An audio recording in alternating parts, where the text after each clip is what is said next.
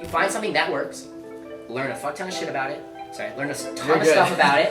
And then meet a lot of really cool people. Surround yourself with really important, really good people, really smart people, like healthy people to be around, that motivate you, that kind of stuff. Legitimately, 2 or 3 years, actually commit to that, not just like it's Saturday, like I earned it, I'm gonna go out. I'm gonna go out for the weekend, or I'm going on vacation. Like, legitimately, don't do any of that for 2 or 3 years, see where it takes you. Yeah.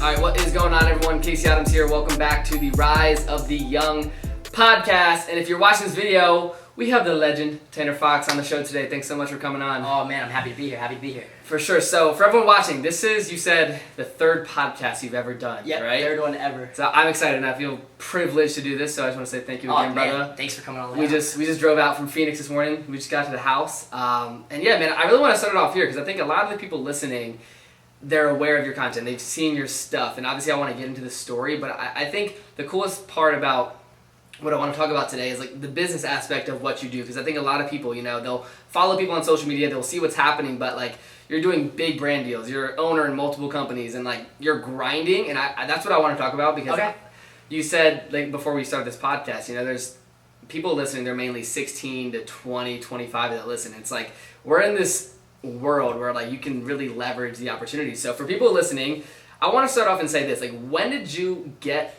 involved with YouTube on social media? Because I know it goes way back to when you were younger, when you were riding scooters and stuff. Oh, totally. I feel like everything related to making videos and making content has just been so natural to me. I've been doing it since I was like 5 years old, playing with my dad's like camera. As soon as the iPhone came out, my dad had the iPhone, I would like upload videos directly to YouTube from his iPhone of like me jumping off my roof.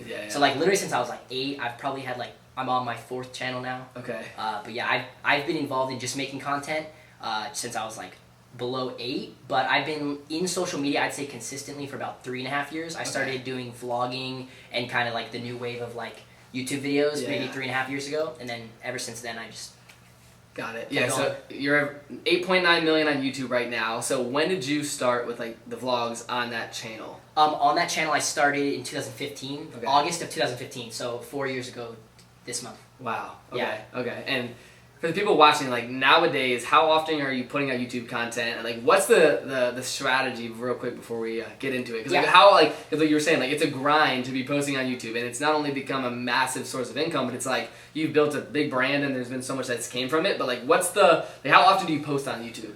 Right now, I'm consistently posting and have been for the past like year, give or take. Like I took a month break here and there, whatever.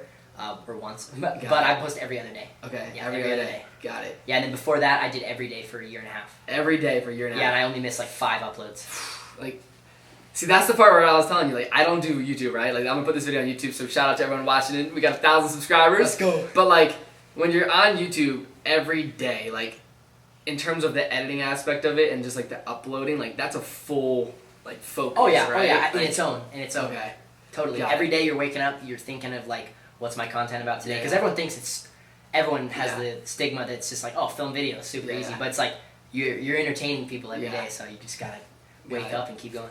So I want to bring this up too. So we're both 19, and school. Let's talk about that. Like, Did you drop out, or how did that go when it comes to like let's say last year I graduated high school. I don't think you graduated, but what was that transition like in your life, being young, now getting massive influence and like making money online and doing what you're doing? How did you kind of handle school? Because the biggest question I get from young entrepreneurs is like, yo, they're going to school, should they go to college? What are they doing? Like, I'd love to get your take on that because you've probably seen the best side of it. So what happened to me for school, and I don't ever talk about this much because I don't want to influence people, but I dropped out in 9th grade.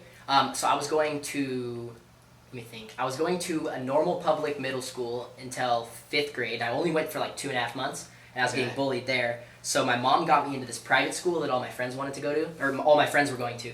So I was like, I really wanted to go to the school. My mom somehow made it happen. It was a lot of money, whatever, couldn't afford it. Got into the school. I was only there for like 1.5 years, and then I got expelled. Yeah, like I wasn't allowed to come back. And then from there I was about to go to a military school because my mom was just like, this kid's off the walls, like send him away. And then my dad, I went and lived with my dad, and I went to a charter school. So I did that for 6th grade until 9th grade, and then I had one class left of 9th grade, and then I took a test out of school. but I failed the test, and then I never took it again, and then I turned 18. So That's insane. I like took the Chespy test, failed math, passed reading and passed English, and then since I failed math, I was supposed to retake it, but I never did. Got it. So wait, ninth grade was like your last year in school. Yeah. That's so dope. Yeah. so was it more so like, because I want to know more so, like you said, you don't want to influence people to necessarily. Jamba, baby. Let's get it. Yeah. Cheers. Hell yeah. We're good. You can, do you want to eat that real quick or? Oh no, you're good. You're good. All right, cool. So talking about school, when you dropped out, like where were you at in your career at that time? I was about 6 months consistently into YouTube, posting every other day. So before I did every day for a year and a half, I was doing every other day for a year. Okay. So I was like maybe 6 months into that. Okay. Yeah. Got it. Now, I want to, real quick, take people back. For the people that are maybe watching, let's say they haven't seen your content or they haven't seen all of the vlogs you have out there. I'm sure it's slim to none, but like, I'd love for you to give some context and like the type of videos you post and just like how you've evolved into just such a creator and entertainer, because like you'll do some wild stuff, and I'd love for you to just give some context into that so that people become aware if they haven't already. Yeah. I feel like my content, how I kind of describe it to people is I do vlogs, like that's like my thing. I film my life, but then like in that I kind of just do whatever I want, like anything like action sports, family, a lot of traveling stuff. I feel like my content's kind of evolved just because when I first started on YouTube, it was kind of an accident. I uploaded 4 vlogs, and then my 5th upload went viral as that hoverboard video. Yep, I've seen So I started getting a bunch of subscribers, and then I was like, oh, like, I gotta be consistent with this. Like, it was just new to me, and I was like, oh, okay, I'm gonna start posting every other day.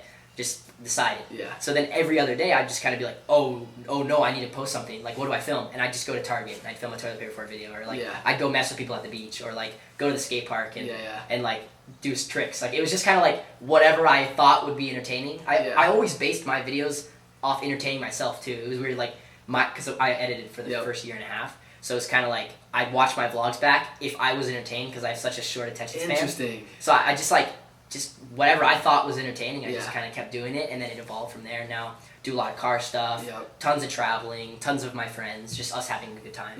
I think that's the main thing I try to do with my content is like a lot of people who are less fortunate to have as much fun, like hopefully live a little bit through me. That's kind of the idea. 100%. And it's funny now because like you have the dirt bike track and you'll do all the car stuff. When we were here the first time, we were riding the dirt bikes, and like you've sort of like created this life and like with your house and the trampoline and the pool where it's like you have, like you said, like we were talking about Rob Dyrdek's Fantasy Factory in terms of like one of your inspirations of just like reckless, fun, entertaining, like you live it, you know? It's not an act that you're actively searching for. Like your house is like the fun house I see, right? So it's like being at this house, I know when we first met, it was about a year ago. I want to kind of bring that up. Like, what was it like turning sort of your life into something that you can live every day with the trampolines and the pools, and like, what's it been like to have your own spot at 19 years old? Because I'm sure like a lot of people listening, they don't have that privilege. Yeah, you know? It's honestly really, really crazy. I bought this house a year and a half ago, so I was 18, and it's really hard to explain. But I feel like I was in such this like mode of like daily vlogging. I can't even explain what that does to you as a person. Like really though, like everything every day was content. It was yes to everything. Like go. So like legitimately, this is like why I got a house.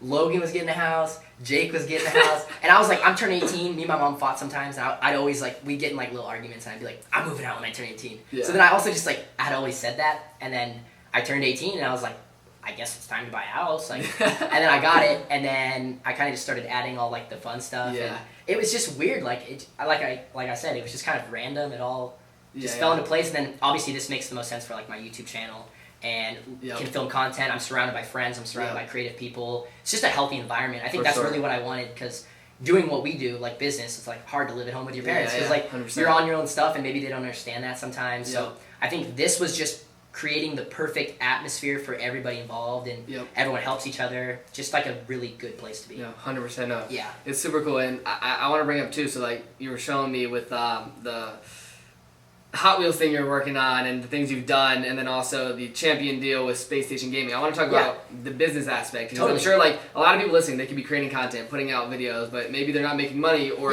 they don't see it from a business perspective. And I think that's one of the main reasons I wanted to talk about this today, because it's like some people might see the trampolines and the pools, but like you're running businesses and you're making big things happen on the back end that people might not see. So like, let's talk about, for example, the Hot Wheels thing. Like, how did that happen? Like, everyone might be like, how the hell, I'm sure you would walk into Walmart when you're little and pick up a Yeah, Hot yeah, yeah, Wheels, totally. and the fact that you have one with your car Yeah. in a package in Walmart, it's probably trippy. So Yeah, like, exactly. walk us through that process of So like how it started and really how it evolved. Yeah, the coolest thing about the Hot Wheels deal is before me, they were like so new to influencer marketing. Like it wasn't even really a thing. They were pushing. Yeah. Like I was like one of their first big clients. I know they were doing like deals with like little track builder one-off videos. Yeah. But it really started because like I collect Hot Wheels. Like I have a huge collection in my little office. Like I've just always loved Hot Wheels. My friends got me into collecting them, and then I made a comment to Holiday, who's we do like integrations together. Okay. He gets my brand deals and everything. He has space station integrations over in Okay. Utah.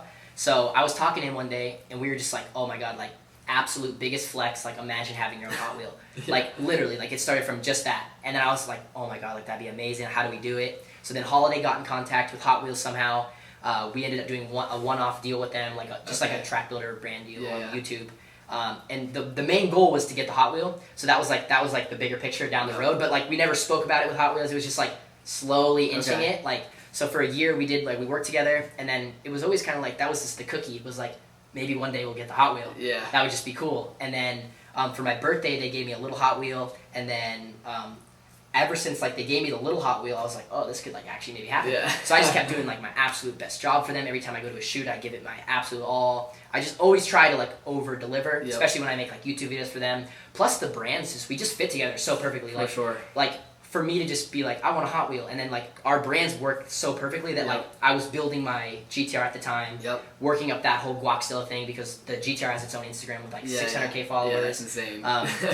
So we were just like, it was a super random thing, and then just slowly gave it my all for months and months and months. Holiday was a huge help in that. Like I would not have that without Holiday. And then finally it just like pieced together, and they were just like, oh, it's already in production. And then I was like, what? Like that's so hype. Like it was like they were kind of like talking about it like it was a thing that could happen in the future. Yeah. And then we did a collaborated merch line together, a Hot Wheels T-Fox merch line. Okay. And we kind of wanted to see how that would do. And then as soon as that came out, it sold out in 10 minutes, like the whole line. And then like the premium cars. And then from then they were like, oh yeah, all the Hot Wheels are coming end of this year. And then they started going in stores. That's so nuts. So it was just literally like an idea, and then just, you know how that goes. You just give it your all, and you kind of manifested a way to make it work. I guess. So and that released when?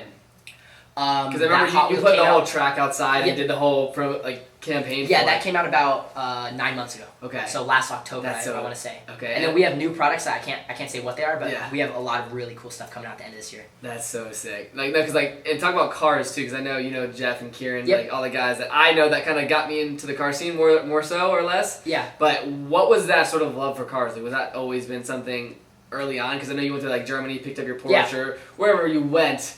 But like, talk to us about cars, because I think obviously not everyone would do a collab with Hot Wheels, right? It's like you have to have a true passion and desire to work with a brand like that. That's another thing. I feel like everything in my whole career, if you want to call it, on on YouTube and everything's been so natural. Getting into cars, it was like my grandpa was a huge gearhead his whole life, and I never understood it. Like I would like make fun of people for calling out car names. We were trying to see. I'm like, who cares?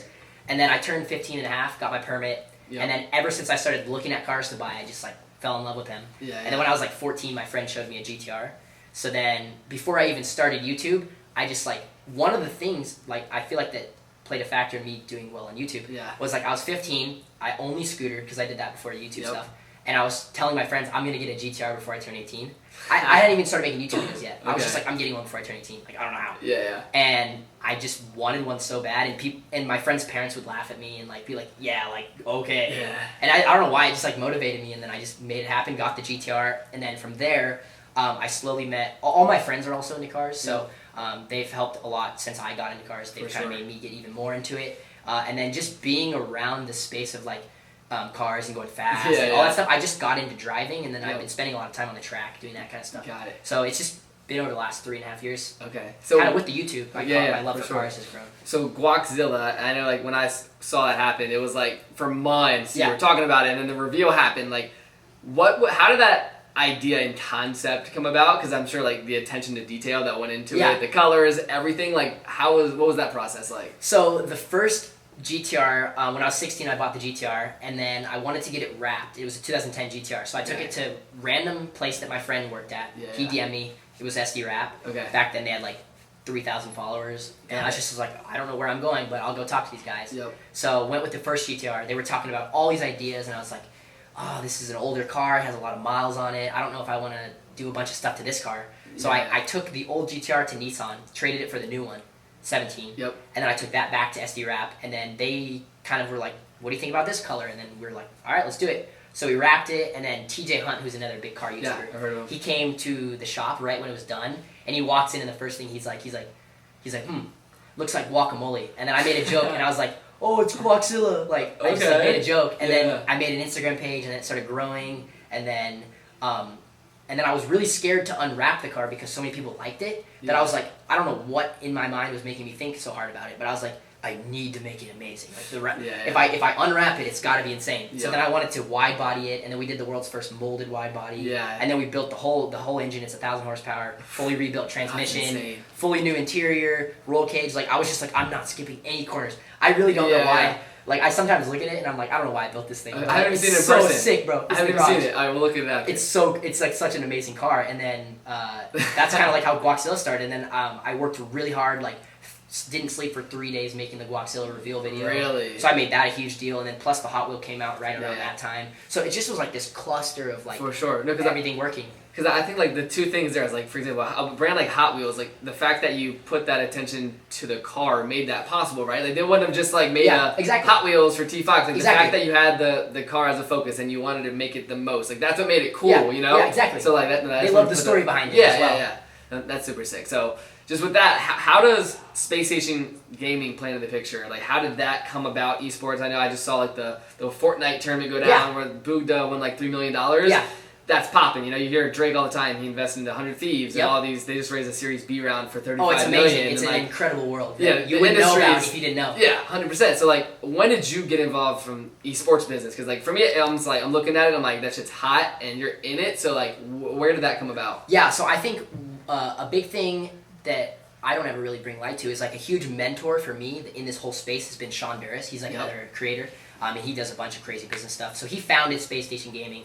I met him like 2 or 3 years ago, and we've like just always worked together. We started doing YouTube collabs. Then I went out there and I helped him get to 1 million subs, and he helped teach me all about the world of brand deals when I was 16. I didn't know anything about it. So Sean founded Space Station Gaming because all those guys over there, huge. They love they're super into gaming. So however Space Station Gaming popped into Sean's head, he started it.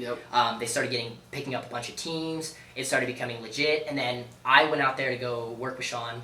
And he started like kind of explaining to me the whole esports world, and I grew up in action sports, so like it didn't make like a lot of sense to me, but it was so intriguing and it was so cool, and I thought it was like the most amazing thing because like for scootering, companies like fund our trips to Barcelona and make big things like that possible. So it was like the same thing, but like for video game players. So I just thought it was like the coolest thing. Started learning a bunch about it. Sean brought me on board as co-owner, and then I worked a lot on like the social growth and like blowing up the socials and like really focusing on the content side of things, whereas like I don't manage the teams and stuff like that, but that's kind of how I got a part of Space Station Gaming. And then since then I've gone to the R6 championships in Montreal, and like I've met tons of the players and tons of the teams, and like we just got like a new Rocket League team and like so many crazy things, and then the champion collab, and then we have another really big collab coming at the end of this year that I can't talk about. I told you earlier. But like so many it's just really cool because a lot of the esport companies are so like textbook, like there's a way to do it. Whereas me and Sean, it was just like, it was literally me, Sean, and then all the guys back in Utah that are on the SSG team. So we kind of do things in our own little way and make it more personalized. And our content, one thing that sets Space Station Gaming aside in like the esports world is our content on social media. It's like super memey, it's really funny. It's like, it's just a lot of effort instead of just like, congratulations to our PUBG team for taking first place today. And then like a picture of them. It's like we do like really funny skits and stuff like that. And then you guys too. So with the champion deal, like, because I look at it like, all right, esports, right? The fact that you guys have a merch line in like champs and in the malls, like that takes a certain type of thinking. So like, how does an esports company do a collab with a what's it called, like an apparel brand that has been around for decades? And like, how does that combine? Because I think the people listening, I want to sort of teach them through you of like, if someone, maybe there's a 16-year-old kid that's listening and plays Xbox, right, and he's a gamer, like, how does that go to the business side to then the merchandise collab. Like, yeah, how did that come about? the champion stuff, that wasn't personally me, but one of my buddies, Alex, he's on the team for Space Station Gaming. We were at E3, which is a big gaming convention. I've heard of it. And he saw one of the champion guys there, and like he saw an opportunity in it, and went and talked to him, and kind of showed him the value of like why it would be important to do some stuff with Space Station Gaming, tell him what we're all about, and then kind of like the Hot Wheels thing, like how it's just like, this would be really cool, let's make it happen. And that's kind of what he did, and just right time, right place. No, that's so freaking sick. Yeah. With gaming, you're in the business side of it, but have you ever actually been like a player in itself, or what? So I played like Skate 3 when I was a lot younger, but I started playing like, let me think.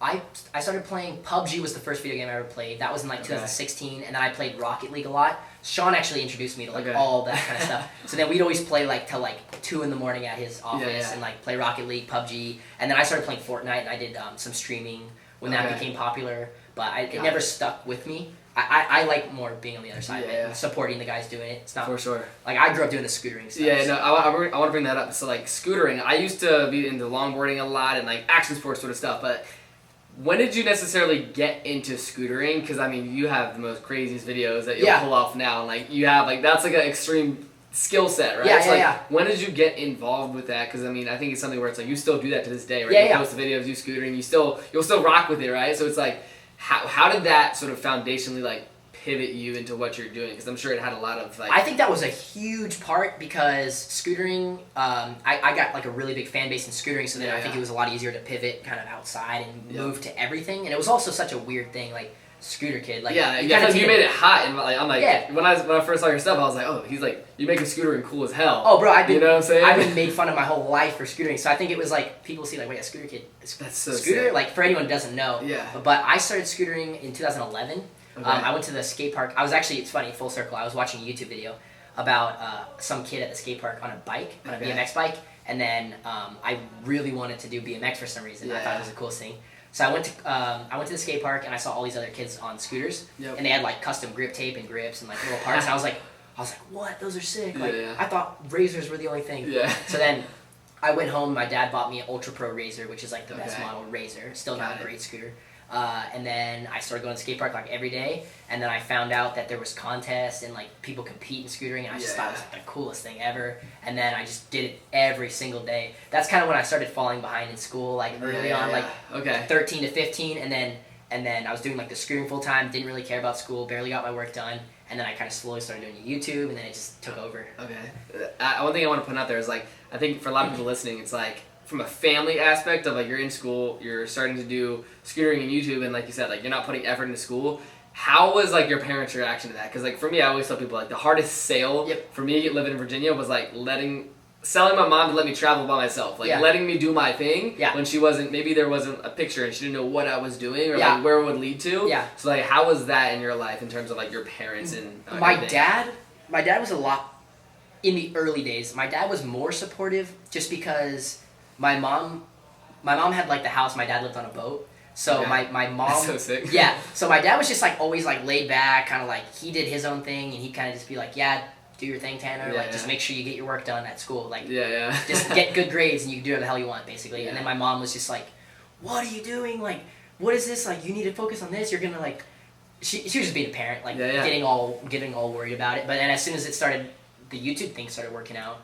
She was slowly became more results. Exactly. But like I could so see that because I'm just this little angry 14-year-old kid that's with a helmet going to the skate park every single day. My mom's like, school. Like I can't just go to the skate park on a scooter all day. Yeah. And then I want to put that up because I think a lot of people like I get hit up all the time like, oh, should I drop out or go to college? And like I always tell them like, prove to yourself, like get results. You know? Like you said, like when you started picking up, your mom was like, oh, like you proved to them that, and you like actually showed them what's possible. And I think that's so important. Especially the young people, time. For sure. Yeah, I don't ever want to like influence people to drop out of school or think it's like the cool thing to do to drop out of school. It's not for everybody. It's not like some people are meant to go to school and be a doctor. Yeah. Some people are meant to not go to school and be a YouTuber. Like, it's just like, or an entertainer, or own a business, or whatever it is. Everyone has different things. Sure.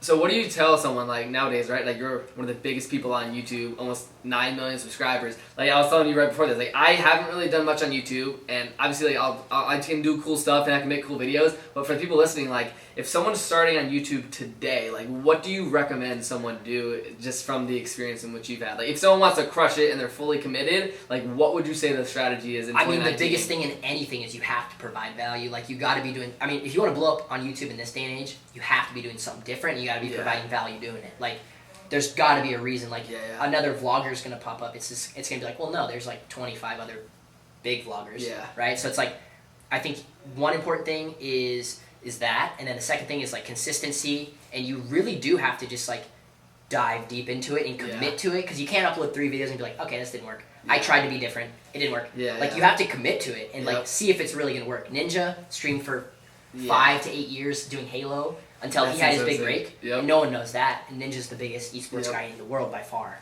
So you do have to like be really consistent. You have to, well, first you have to pick something different. And then you have to be really consistent doing it, and you just have to like dive deep and really love it. I think that's a really important thing for being a YouTuber. For sure. Is the bullshit really does shine through. Like viewers can see that. Like the people decide what makes it, what 100%. Doesn't, who makes it, who doesn't.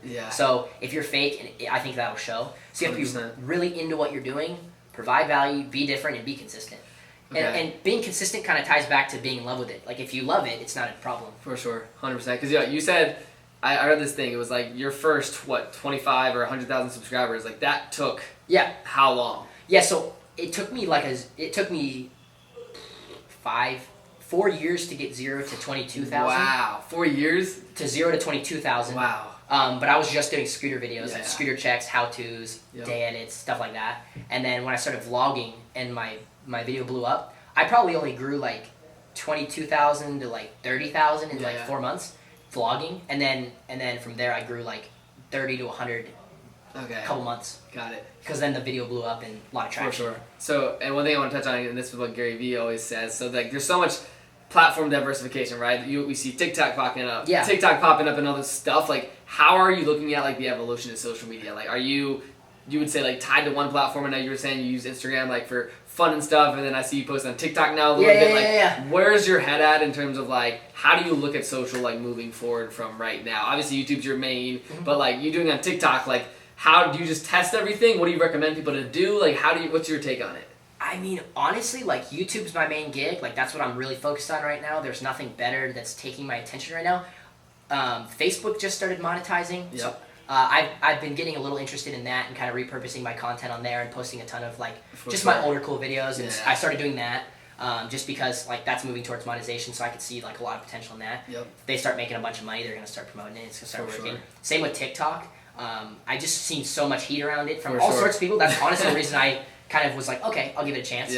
And then a couple of my buddies, like in the living room, they have like a couple million on TikTok. Oh wow, really? So I was just like, oh wow, like I truly thought it was like Musical.ly. Like I didn't know, and I think that's where a lot of people are at. But as far as like social growth in the future, I think IGTV will be a big thing. I mean, all video content. I'm not really like looking what's my next move, but like I have a pretty good grip on when it moves, move there. Got it. You know what I mean? For sure. I thought everyone listening, I think Tanner should start a podcast. I know. We were talking about that when you first got here. I think a podcast would be really cool. I think it would be hot, bro. Like, why not? I think I want to help you, bro. Like, you can crush it. Video content. Like, for just kind of trying out different things. Podcast, try podcast, see if it's fun, go from there. But YouTube, I've just stuck to YouTube because it's like, it's what's worked. It's my bread and butter. It's kind of like... Got it. And one thing I want to touch on, too, and I always get this of, like, screen time and like mental health on social, right? I'm sure like as you get more love, you get more hate and vice versa, right? So it's like how is with someone with such a following, I think there's something really important here of like I sometimes think I spend too much time on my phone, or it's like I'm just on Instagram too much and it's taking too much time. How are you from like a mental health aspect? Like do you ever like turn your phone off and don't touch it? That's something I've been trying to do personally, and I've talked to a lot of successful people about. But like what's your take on like social media, time on your phone? Do you try to limit it? Like how much time do you use it? Because I think I want people to learn from the different answers that I get on this show. So like, how do you look at that?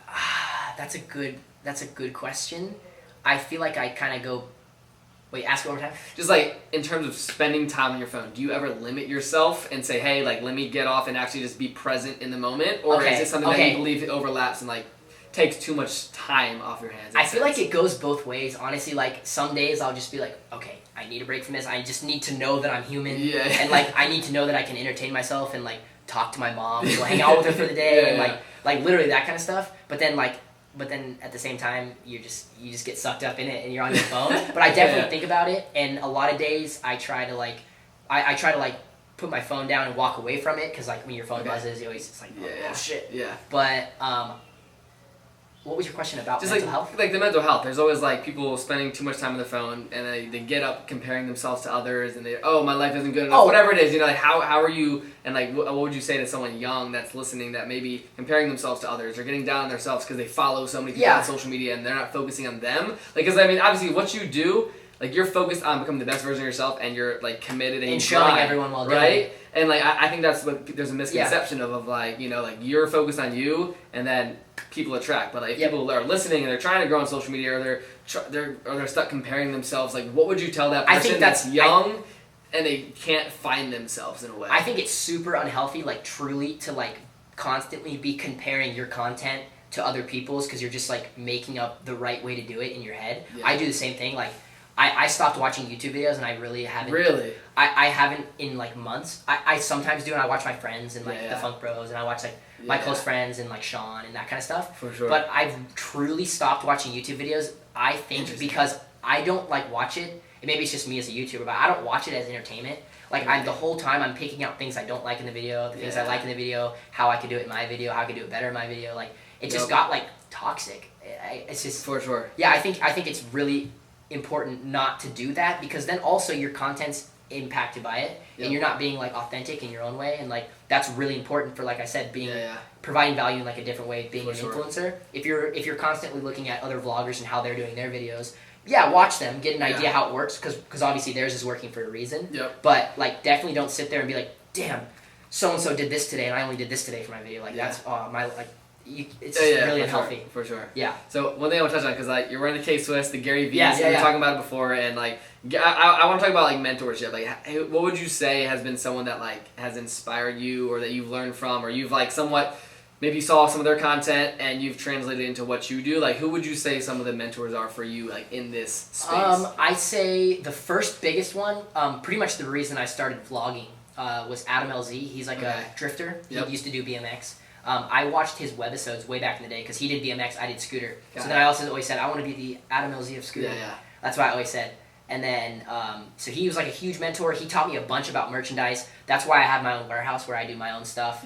Because that's how he did it. So he taught me his ways, and he was a huge mentor. And then Sean Duras is a huge mentor. He's taught me so much about life and handling things and business and content and what to care about, what not to care about. Sean Holiday, who does integrations, space station integrations, he's been like unreal. I did the Hot Wheels deal with him. He's just really like helped me through life, and like especially so much pressure and all this stuff. He's just helped me like see the bigger picture and kind of stay true to myself and that kind of thing. And then Jessica, my business partner at Premier Icon, she's like a second mother to me. She's just like, she's helped me so much with how important the customer is, and how important like the viewer is, and your fans, like how important that is. Like it truly is, because it's just a number on a screen. For sure. So she's like so many different qualities from so many amazing people that have been mentors. That's tight. And in terms of like, I don't want to say podcasting, but just like education, daily habits. I always ask people that are on my show, whether that's Drama or Gary Vee or Grant Cardone, whoever. Like, in terms of success, like what would you say has attributed to like on a daily basis? What does your day look like? Is it always different? Do you have a routine? Like, give us people like the Tanner Fox daily recap. Yeah, so I'd say, kind of like back to our conversation about this house. I literally just wanted to make a house where I can be like so comfortable, have everything I need around me at all times to just be productive as I can. So I feel like I don't have a normal day or like a normal schedule where it's like 9 a.m. do emails, this, do that. I just kind of like wake up, and then I'm like, all right, what do I do? Because like I know I have like a big list of stuff I need to do. Like I could take T Fox brand photos. I could talk to this person. And I could do a call with this person. I have to have a meeting with this person or film a video. I kind of just like, if I have calls or meetings and those are important, like those are important. So like time, like today, like 3 o'clock, like you're gonna be here. You're from Arizona. But mostly it's just like wake up, always film content. Content's number one, because then in that you film like brand content. For sure. You get everything from that. So like vlogs always number one, and then going to the warehouse and just kind of like I guess just a cluster of getting as many things as I can done, talking to people. Got it. There's no real schedule. Okay, no, that's dope though. Yeah. I think it's always different for everyone. Yeah, you know what I'm yeah. saying? That's super tight. And something I want to touch on, because this podcast is called Rise to the Young, and like you looking back, you're 19 now, looking back to like when you were 12, like what would you tell young Tanner, or a piece of advice, or someone that's just younger than you today? Because a lot of this audience is someone that's our age, or maybe they're just getting into business. Like what do you tell that person that's like just getting started along their journey based on just what you've learned over the last years? I mean, what I have seen literally happen in front of me without even realizing it felt like, I would give advice and say, if you legitimately put your head down and grind, and I know everyone says grind. Yeah. But like literally, like if you find something, my roommate Baird, he Googled how to make money online. Now he's making tons of money doing e-commerce, and he's so successful. All he did was Google it. All it is like, so find something that works, real estate, podcast, throw events for people, merchandise, like whatever it is. Actually grind and actually get good at it. Make it happen. Put your head down for 2-3 years.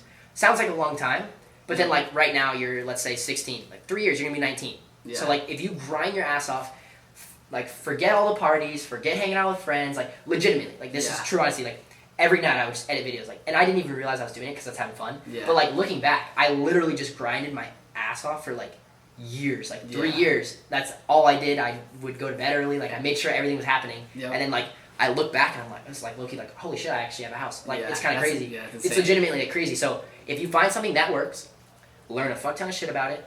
Learn a ton of stuff about it.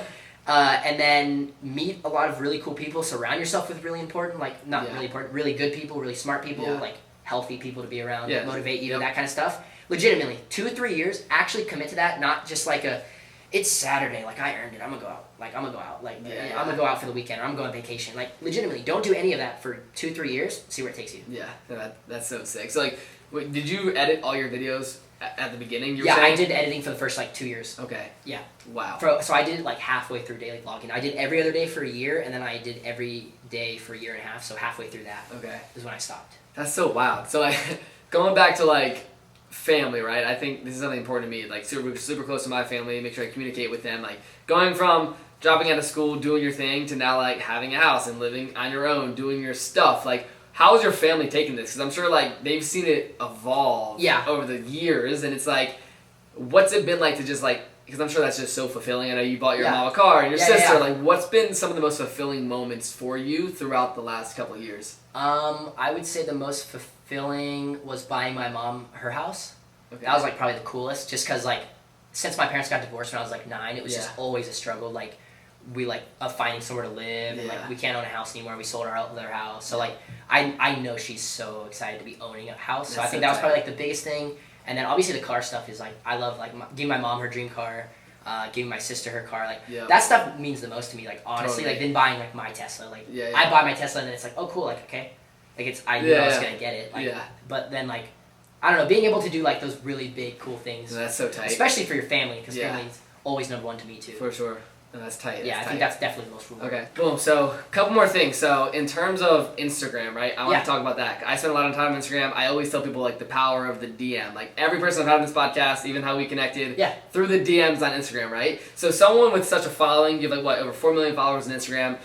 You're getting hundreds, if not thousands, of messages a day, a week. Like, how are you utilizing Instagram as a platform? And, like, what's your, like, how do you look at it? Because I think some people look at it as, hey, this is my cherry. Obviously, yours is YouTube. Yeah. But Instagram, what's your take on it?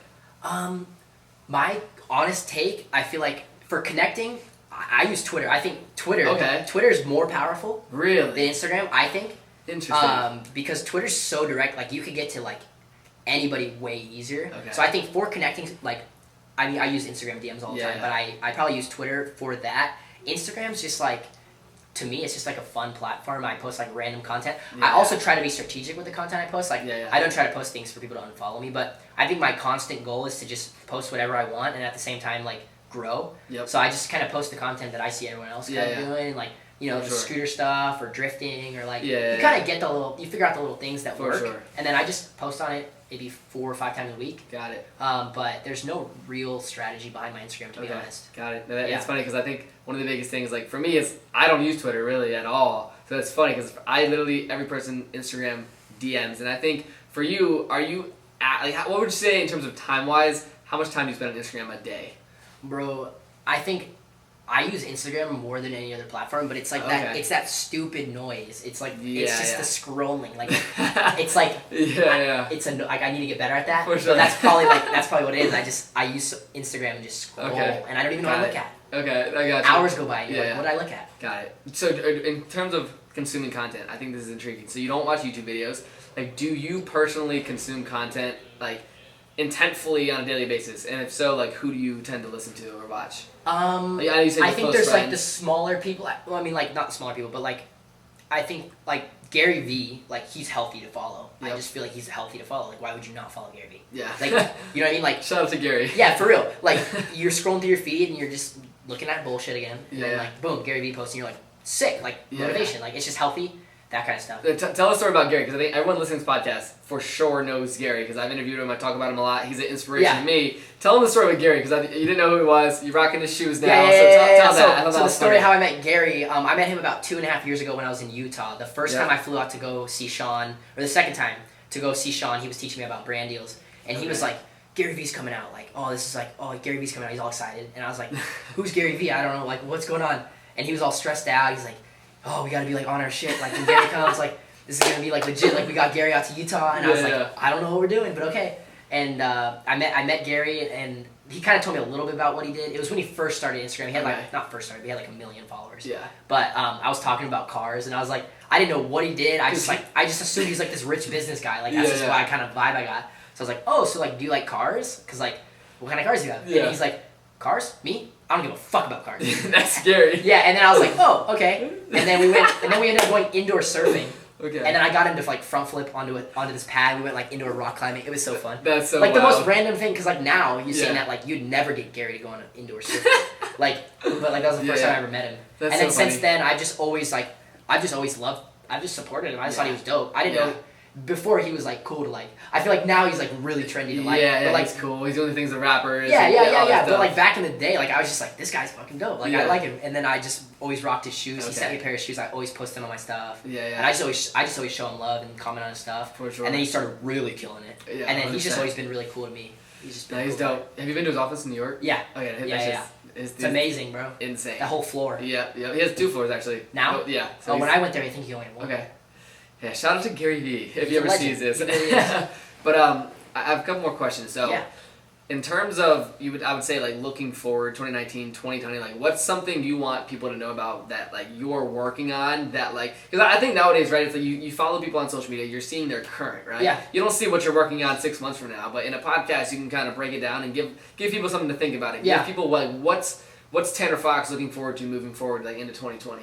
I think moving into 2020, I think this year a little bit mentally for me has kind of been like, oh wow, this is my last year being a teenager. So I kind of feel like I slowed down a little bit because like the past 3 years I don't even know where they went. Like I like legitimately don't know where the last 3 years went. So I was kind of like, oh wow, this is my last year being a teenager. I'm gonna chill a little bit, and then 2020 I just went like, but I haven't even been chilling. Like I'm still doing stuff all year. Like I have so much cool stuff coming up. Yeah. But like 2020. I think T Fox brand is like a really fun thing for me that I've always just had fun with my like clothing brand. I want that to like evolve into like a legitimate big brand. Like it will with history. It's 100%. Only 3 years old. Okay. But like I think you sell what? You sell t-shirts. I saw like the pencil houses, the backpacks. Yeah, so kind of like how Supreme started was just like they were a skate shop and then they started doing collabs and that became their thing. Like I kind of just think it's really cool. Like I done the Hot Wheels stuff, like T Fox co-branded. I'm working on a couple other things, like different companies and stuff like that. But I think that T Fox brand is just like a really fun thing for me. I've always just I just really enjoyed it. Like building it, seeing where I can take it. And you have your own like fulfillment center, warehouse. You have like the whole trampoline and foam pit and stuff. So talk about that. Oh yeah, so then up at the warehouse we have another business that I'm co-owner with Jessica called Premier Icon. We basically do other influencers merchandise. It's kind of like what FanJoy does. Like whatever, but. a lot better.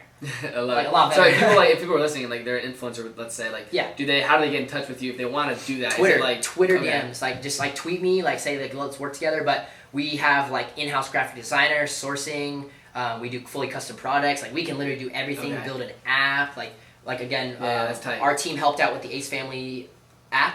Okay. Like helping build that. That's tight. The basketball game. But yeah, Twitter DMs and make some magic. I just think it's so cool to build brands with people and help them understand the bigger picture of it. Because another thing for me being like when I was like 15, 16, when I started T-Fox brand just by myself, I didn't really realize I was like starting a full brand. You know what I mean? Like it's cool. Like it's dope. For like sure. I can maybe one day sell that to like a big company that wants to buy my brand or do co-branded products with whoever I want because like I have it. So I think it's really cool to build brands with other influencers and kind of show them the actual value of it because I've seen such success from it.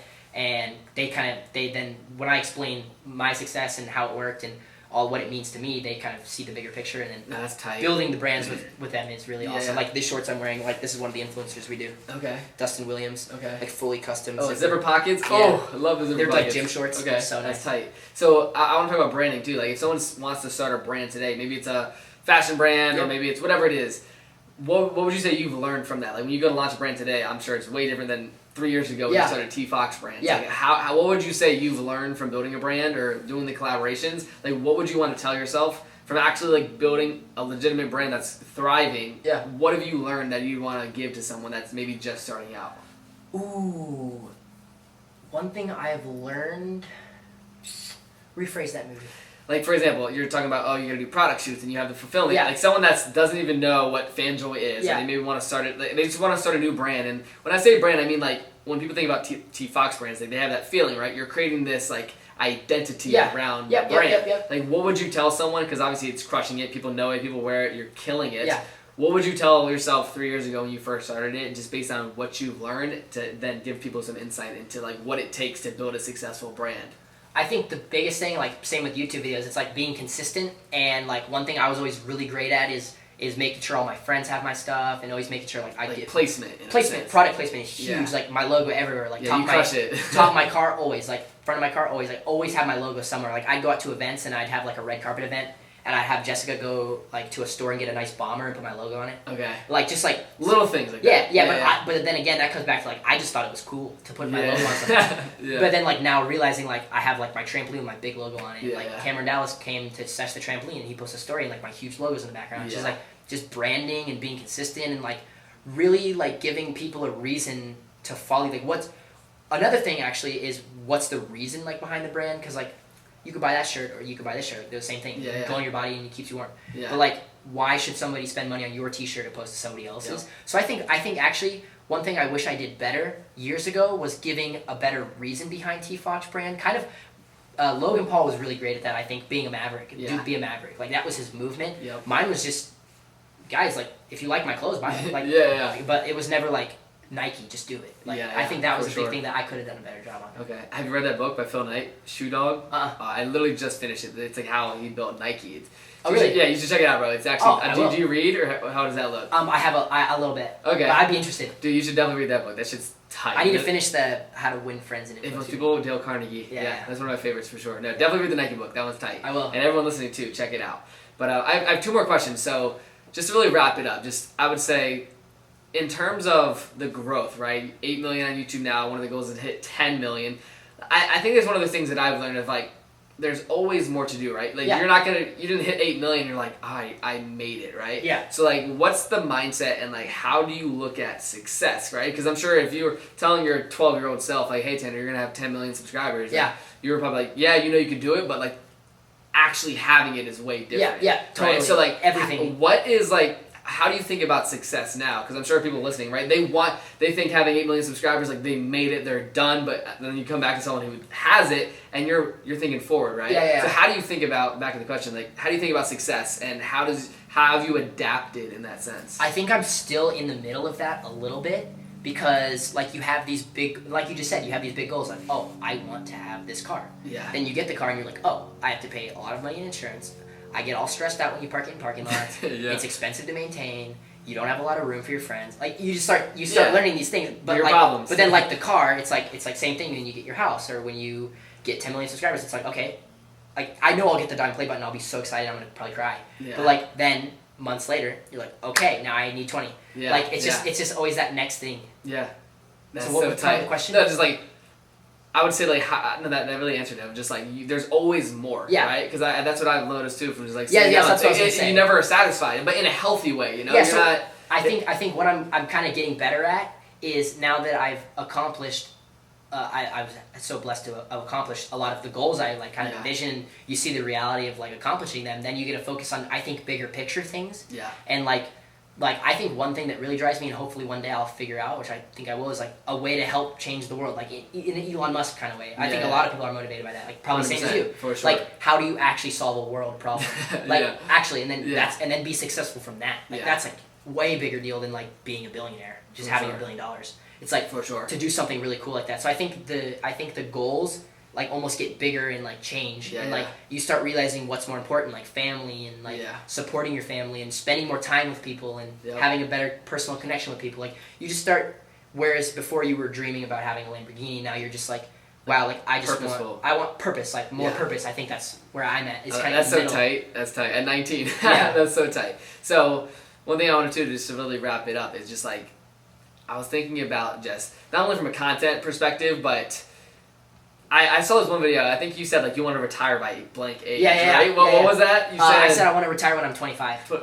Yeah, cause that's what I saw. So like, it's been my dream. Why is that? And is that still current? Yeah. Like when you say retire, I think that's a word everyone kind of defines differently, right? Okay, so this is what do you define as retire at 25? Yeah. So ever since I was like 10, 12, I've never had a normal family. Like my parents got divorced when I was 9, and it was just mess. It was just a big mess. So I've just always wanted a family my whole life. So ever since I was 12, I feel like I've always been about like making money and grinding up entrepreneurship. Like I was at school like selling these little pencil tips that I order online because like kids would buy the other ones at Blockbuster, but I get the exclusive ones online. I sell to like I've just always like been about that. So I want to not retire and stop working, but I just want to be so comfortable, like my idea of comfortable, and just be able to travel with my family and really spend time with my kids and have like. You want to have kids by 25? Oh yeah, probably before. Okay. Oh wow. You got a couple years, brother. yeah. No, but I just want to like I think that's like the coolest thing, and like travel with your family and like just be able to spend actual time with them and not have any stress in your mind of like I have to do something. Yeah.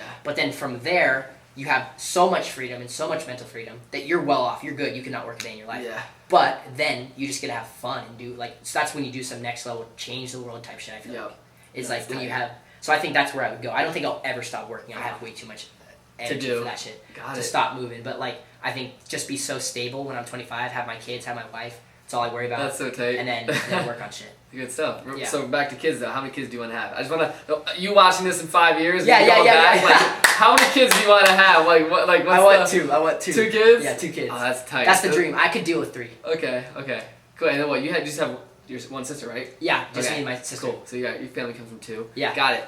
Well, cool, brother. Just to wrap it up, people who are watching, like, where is the best place for them to learn more? Obviously, we all know, but where should people go to figure out what Tanner Fox is doing on a daily basis? On a daily basis, Instagram, Twitter, Facebook, and if you want to see older content repurposed and some new content, Facebook. Got it. And everyone watching, we're going to make Tanner start a podcast. Yes, what does it take? Yo, you got to be my first person. Dude, like, I definitely, because like, it's funny because we were talking before and everyone listening, I've been doing podcasts for 2 years now, I do 3 a week, and everyone that I know, Drama, all these people that are starting it, even like Jordan Belfort, and it's popping. And I walked into his house, I was like, dude, you need to do a podcast. So I want you to, we'll talk about it, but I want this to be a video that we look back on, and you're like, yeah. I'm like, that son of a bitch. I'm so glad I started the podcast. No, he has a chance to do it. I was telling him, like, you could have a top 100, top 10 business podcast easy overnight, so we're going to make it happen. And I want to put it out there in the universe so that it's documented. Let's go. I love that. Well, cool. Well, everyone listening, everyone watching the Rise Young podcast, Tanner, thank you so much, brother. Real. Thank you so much. Thank you for having me. And last but not least, make sure you check out T-Fox brand Space Station Gaming. And yeah, last but not least, make sure you subscribe. Thanks so much for tuning in. Boom. Let's go. Peace.